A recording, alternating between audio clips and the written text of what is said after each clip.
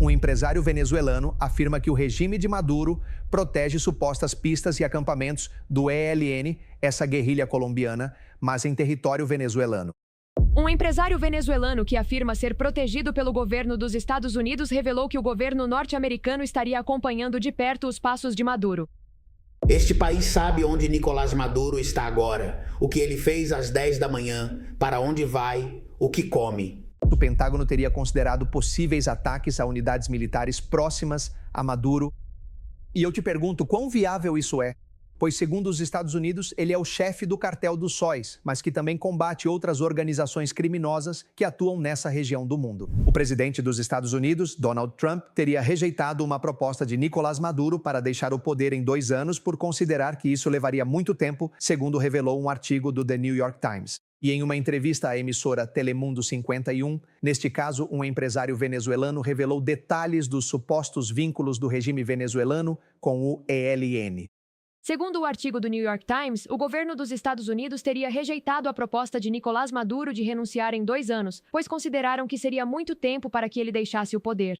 Isso em meio a uma rodada de negociações por meio de canais indiretos. O veículo também revela que o Pentágono estaria planejando ataques contra unidades militares próximas a Maduro. E em entrevista à Telemundo 51, Reis Hernandes Gonzalez, um empresário venezuelano que afirma ser protegido pelo governo dos Estados Unidos revelou que o governo norte-americano estaria acompanhando de perto os passos de Maduro. Este país sabe onde Nicolás Maduro está agora, o que ele fez às 10 da manhã, para onde vai, o que come. Também denunciou que o regime madurista protegeria mais de 500 pistas onde estariam acampamentos do ELN na Venezuela. Estão protegidos pelo exército venezuelano, autorizados por Padrino López. Autorizados por Diosdado Cabello, estão recebendo armamento. Lá estão os acampamentos do ELN, lá estão as pistas de onde despacham cocaína. Por sua vez, Nicolás Maduro fez mais uma vez um apelo à paz e consagrou a Venezuela a Deus. Como Senhor e dono da Venezuela, ao nosso Senhor Jesus Cristo, e dou toda a honra e glória ao Espírito Santo, o único que adoro e honro, ao Pai, ao Filho e ao Espírito Santo, que protege e protegerá nossa pátria. E que haja paz na Venezuela, na América do Sul e no Caribe. Para aprofundar neste tema, quero dar as boas-vindas a Mariano de Alba, advogado e especialista em relações internacionais. Aí está na tela, Mariano, seja bem-vindo, boa noite para você. Boa noite, muito obrigado pelo convite. É um prazer. Qual é a sua leitura? O que Mariano de Alba pensa sobre essa suposta rejeição por parte do governo dos Estados Unidos à eventual ou suposta proposta de Nicolás Maduro de deixar o poder em 2 anos? Você conseguiu ver o artigo? Sim, claro. Veja, acho que o artigo é interessante e a principal mensagem que traz é que reafirma uma informação que já havia sido tornada pública. Em meados de outubro, e é que a Casa Branca havia autorizado operações secretas da CIA na Venezuela, o que naquele momento foi um anúncio um tanto estranho, porque, digamos, as operações secretas são o modus operandi da CIA, e muito provavelmente a CIA já opera há muitos anos na Venezuela, embora seja verdade que desde que as relações diplomáticas entre os Estados Unidos e a Venezuela cessaram formalmente no ano de 2019, o alcance de ação dos agentes da CIA na Venezuela provavelmente ficou muito mais complicado por não poderem contar com o apoio diplomático de sua embaixada ali, mas muito provavelmente a CIA continua operando. E além disso, o artigo traz esse segundo ponto que você menciona e que é importante, mas acho que o artigo não deixa isso muito claro. O que eu suponho, a minha leitura, é que o artigo se refere a uma proposta, a conversas que aconteceram no passado, não que estejam ocorrendo agora, e que naquele momento, quando se falou e também se soube, acho que foi o próprio New York Times que disse que o regime de Maduro chegou a propor que o poder passasse para as mãos da senhora Delcy Rodrigues, mas a Casa Branca havia rejeitado. Agora, o que está sendo colocado e o que o próprio presidente Trump disse é que possivelmente ele abra uma nova conversa com o próprio Nicolás Maduro e, portanto, estamos em um momento em que não se sabe, é realmente incerto, não se sabe se essa possível conversa vai mesmo acontecer e, caso aconteça, para onde isso vai levar. Mas acho que está mais do que claro se partirmos dessa informação que o The New York Times divulgou, que você mesmo disse que já havia sido publicada em outubro, que está mais do que claro que agora, neste caso, se esse encontro acontecer, se esse canal de conversa entre Donald Trump e Nicolás Maduro se abrir, será para um ponto decisivo e definitivo, porque se uma proposta de transição de 2 anos foi rejeitada, acredito que Trump vai com tudo. Bem, eu acho que realmente há incerteza porque, no final das contas, quem toma a decisão final é o presidente Trump e realmente não se sabe qual é a sua posição, qual é a sua visão em relação a esse tema. Quando, no programa 60 Minutes da rede CBS, lhe perguntaram, ele disse que achava que sim, que Maduro tinha seus dias contados. Mas, digamos, ele não foi totalmente enfático nisso, não é? E é evidente e se sabe, é conhecido que há divisões dentro da equipe de assessores da Casa Branca sobre como abordar a questão da Venezuela, e acredito que não é por acaso que, nas últimas horas, depois que o presidente Trump disse que eventualmente conversaria com Maduro, o senhor Richard Grenell tenha aparecido novamente em uma conferência da CIPAC, que é uma organização conservadora, apostando novamente na diplomacia. Então, é evidente que há um setor liderado pelo secretário de Estado, Marco Rubio, que não concebe outra saída, outra solução que não seja a saída de Nicolás Maduro do poder. Mas acredito que continua sendo uma incógnita se essa conversa realmente vai acontecer, o que eu acho difícil, mas se acontecer, qual será a preferência do presidente Trump? Que, evidentemente, acredito eu, a esta altura, está claro que tem certo ceticismo em avançar com uma operação militar, especialmente de grande envergadura em território venezuelano, e que provavelmente também sofreu ou recebeu reticências importantes da institucionalidade militar dos Estados Unidos quanto à opção de realizar a operação em território venezuelano. Hoje em dia, é preciso observar, porque realmente também o que anunciou o secretário de Estado, Marco Rubio, há alguns dias, sobre a designação do Cartel dos Sóis e de Nicolás Maduro como uma organização terrorista estrangeira. Acredito eu que também tem o objetivo de dar um tempo limitado para ver se essa opção de negociação, se essa opção diplomática pode funcionar ou não para exercer mais pressão e tentar apressar o regime de Maduro para que proponha sua negociação e tome uma decisão final, mas se isso não avançar, então muito provavelmente o presidente Trump vai ter que decidir o que fazer. Agora, Que você toca no tema de operações militares, Mariano, segundo o artigo do The New York Times, o Pentágono teria considerado possíveis ataques a unidades militares próximas a Maduro. E eu te pergunto, quão viável isso é? Esse cenário de pressão militar por parte das Forças Armadas dos Estados Unidos, mas neste caso com o objetivo de que Maduro deixe o poder, porque o que vimos até agora, e assim foi anunciado pelo governo dos Estados Unidos, é uma luta contra o narcotráfico que envolve Maduro, pois, segundo os Estados Unidos, ele é o chefe do cartel dos sóis, mas que também combate outras organizações criminosas que atuam nessa região do mundo. sim, de fato, eu acho que. Veja, e aqui volto à questão de qual é a visão do presidente Trump. O presidente Trump parece ter 3 grandes objetivos ou preocupações em relação à Venezuela. A primeira e principal, e isso pode ser visto quando lhe perguntam sobre a Venezuela em coletivas de imprensa, é que ele afirma que o regime de Maduro se comportou muito mal com os Estados Unidos porque, supostamente, enviou criminosos venezuelanos que migraram para os Estados Unidos. Em segundo lugar, o presidente Trump colocou sobre a mesa essa questão das drogas, do narcotráfico. E, em terceiro lugar, e isso é mencionado no próprio artigo do New York Times que estamos citando nesta conversa, aparentemente em conversas privadas, o presidente Trump manifestou interesse em ter maior acesso ao petróleo venezuelano. Então, tudo isso me leva a pensar que, digamos, a possibilidade de uma negociação e de uma conversa muito provavelmente vai girar em torno desses 3 eixos, correto?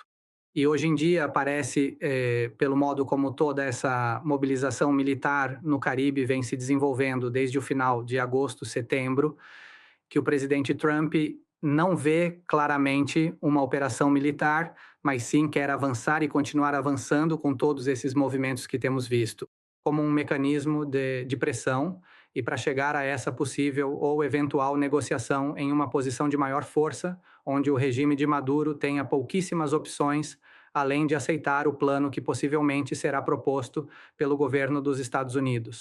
Mariano, em uma entrevista divulgada pela emissora Telemundo 51, um empresário venezuelano afirma que o regime de Maduro protege supostas pistas e acampamentos do ELN, essa guerrilha colombiana, mas em território venezuelano.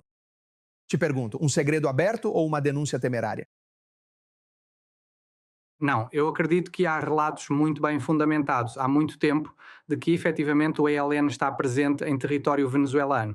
E, além disso, de que as Forças Armadas da Venezuela, na imensa maioria dos casos, têm feito vista grossa a essa presença. Também há alguns anos houve uma operação por parte do ELN contra algumas dissidências das Farc, que começou em território venezuelano e onde, aparentemente, as Forças Armadas da Venezuela também apoiaram o ELN nessa luta interna que tinham com as dissidências das Farc. Acho que essa informação não é nova e de fato, uma das questões que tem sido discutida ou considerada nos últimos meses é que esses possíveis ataques, e aqui volto à pergunta anterior que não respondi completamente, esses possíveis ataques que eu acho que não podem ser descartados, mas que hoje não parecem ser muito prováveis, esses possíveis ataques dos Estados Unidos, essas operações militares, tem se falado que também poderiam acontecer contra esses acampamentos ou contra essas áreas onde está o ELN e outros grupos criminosos. A pergunta é se isso realmente pode levar à saída de Maduro do poder. E eu acho que isso continua sendo uma incógnita. Se a operação militar se concentrar em locais estreitamente ligados ao narcotráfico, parece que não é muito provável. Se concentrar em locais das Forças Armadas Bolivarianas que respondem a Maduro, isso talvez, com maior probabilidade, possa gerar movimentos internos nessas Forças Armadas para tentar se preservar e, em última instância, dizer a Maduro que não vê outra opção a não ser sua saída do poder para poder, digamos, preservar suas vidas. Mas até hoje acredito que, mesmo que esses ataques ocorram, seria preciso ver se finalmente conseguem atingir alvos importantes e qual é a reação das Forças Armadas de Maduro, porque também é possível que, mesmo em caso de ataque, isso acabe gerando uma maior coesão na aliança entre o regime de Maduro e as Forças Armadas, que, como sabemos, tem uma aliança muito profunda há muitos anos e, basicamente, são praticamente a mesma coisa, em sua grande maioria. Então, acredito que ainda há muita incerteza. E, como já falamos, é um grande risco, porque, no final das contas, a Venezuela está em um momento em que seu futuro próximo depende do que decidir ou não, no final, o presidente dos Estados Unidos, que é Donald Trump. O que eu realmente acho que há, Mariano, em Miraflores é uma certa preocupação, para não dizer medo. E por que eu digo isso?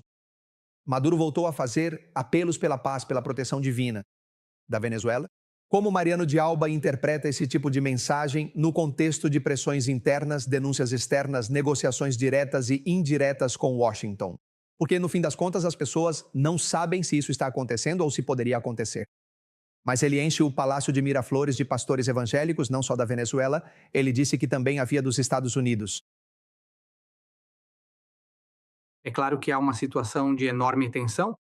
Acho que já faz um bom tempo, eu diria, desde o ano passado até os dias posteriores à eleição de 28 de julho, quando a oposição venceu com grande clareza que o regime de Maduro não se via em uma situação tão comprometida. E temos visto medidas muito evidentes, principalmente há alguns meses, quando começou toda essa operação, pois Maduro deixou de fazer atos no Palácio de Miraflores e passou a realizá-los em hotéis da cidade de Caracas, como uma forma de tentar aumentar sua proteção, porque obviamente sabia que seria mais difícil para o governo dos Estados Unidos atacar um hotel em Caracas. É evidente que há preocupação, há movimentações, há conversas.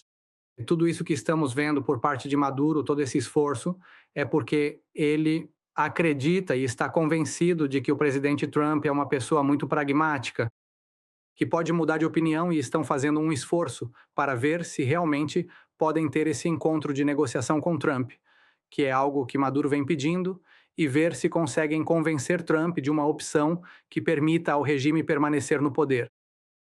Agora, isso vai ser muito difícil porque, como já sabemos, o próprio presidente Trump já ordenou esta campanha de altíssima pressão militar e, além disso, está cercado por uma equipe que, em sua grande maioria, vê como um objetivo muito importante a saída muito breve de Maduro do poder. Mas no final, acredito que a decisão de qual será o desfecho disso depende do presidente Trump. E acho que não é nada polêmico dizer que o presidente Trump é uma pessoa que, bem, toma decisões de repente e tem uma política externa um tanto errática e surpreendente, o que também acaba sendo seu grande trunfo. Essa incerteza que ele gera sobre o que pode decidir ou o que pode fazer. Veja, Mariano, eu sei que existe e está agora sobre a mesa. Gaza, seu conflito com Israel, ou o conflito do Hamas com Israel, ou de Israel com o Hamas, há a Ucrânia, uma invasão brutal por parte da Rússia, um aliado inclusive de Nicolás Maduro, e há outros conflitos também na África que de certa forma concentram a atenção do mundo. Mas te pergunto, hoje é o momento para que atores internacionais, e aí volto a incluir os Estados Unidos, que estão lutando agora contra o narcotráfico internacional, países vizinhos, aliados históricos e organismos multilaterais, façam algo mais para aliviar essa crise na Venezuela, especialmente pensando em uma transição política, levando em conta o que aconteceu nessas eleições que Maduro não reconheceu ou que Maduro roubou? Eu acho que é evidente que é necessário um envolvimento internacional muito importante e acredito que o que os Estados Unidos vem fazendo, de certa forma, gera essa pressão para ver se conseguimos nos aproximar mais de uma resolução. Agora, da forma como essa história vem se desenvolvendo até agora, também existem grandes riscos. E o principal risco que vejo é que esse é um esforço que acaba nos deixando, do ponto de vista dos venezuelanos, muito à mercê da vontade final de uma só pessoa, que é o presidente Trump. Acho que, digamos, do ponto de vista dos venezuelanos, duas coisas.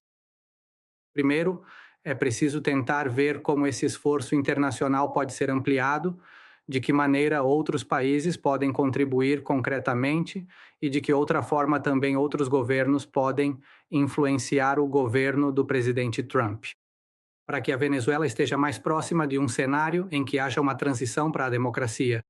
Acho que isso é muito importante. E no final também é preciso tentar evitar que, se o presidente Trump acabar decidindo por uma opção de negociar com Maduro, dar-lhe mais tempo, etc., etc., uma opção que realmente não atenda aos interesses dos venezuelanos, também é preciso pensar no que será feito. E, em segundo lugar, também diria que, digamos, o que vimos nos últimos meses em relação à Venezuela foi muito relevante. Mas também, como venezuelano, tenho que dizer que, no final das contas, a atenção também tem se concentrado demais nos movimentos militares, no que os Estados Unidos podem ou não fazer, e há toda uma série de tarefas que nós, venezuelanos, deveríamos estar tentando avançar com mais empenho, não apenas sobre o dia seguinte, mas também sobre como internamente podem ser feitos maiores esforços, como pode se tornar mais evidente o descontentamento e o claro desejo de mudança política para que seja, do ponto de vista venezuelano, que também se avance e que também se possa contribuir com os esforços internacionais para concretizar de forma mais rápida e estável essa transição para a democracia. Mariano de Alba é advogado, especialista em relações internacionais e é sempre um prazer ouvir sua análise aqui na tarde da NTN 24. Como sempre, é um prazer, Mariano. Obrigado por estar conosco. Muito obrigado.